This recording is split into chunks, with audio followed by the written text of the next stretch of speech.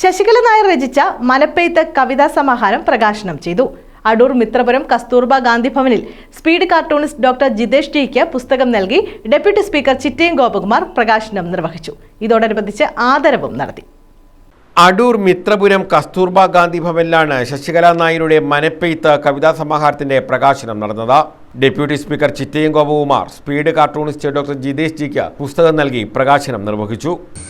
ഒരു കവിയെ സംബന്ധിച്ചിടത്തോളം തൻ്റെ ചിന്തയും സ്വപ്നവും ലക്ഷ്യവും അതിനെ കോർത്തിണക്കി അത് പൂരികയിലൂടെ മനുഷ്യന്റെ മനസ്സിലേക്ക് എങ്ങനെ ഹൃദയത്തിലേക്ക് ഇടം പിടിക്കാൻ കഴിയുന്ന വിധത്തിലേക്ക് അക്ഷരങ്ങളാക്കി മാറ്റാൻ കഴിയുമോ, അങ്ങനെ ചെയ്താൽ തീർച്ചയായും ആ എഴുത്തുകാരൻ അല്ലെങ്കിൽ എഴുത്തുകാരി അല്ലെങ്കിൽ കവയത്രി വിജയിക്കും.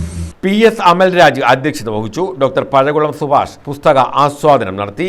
കുടശനാട് മുരളി ആമുഖ പ്രഭാഷണം നിർവഹിച്ചു. പഴകുളം ശിവദാസൻ ഉപഹാരം സമ്മാനിച്ചു.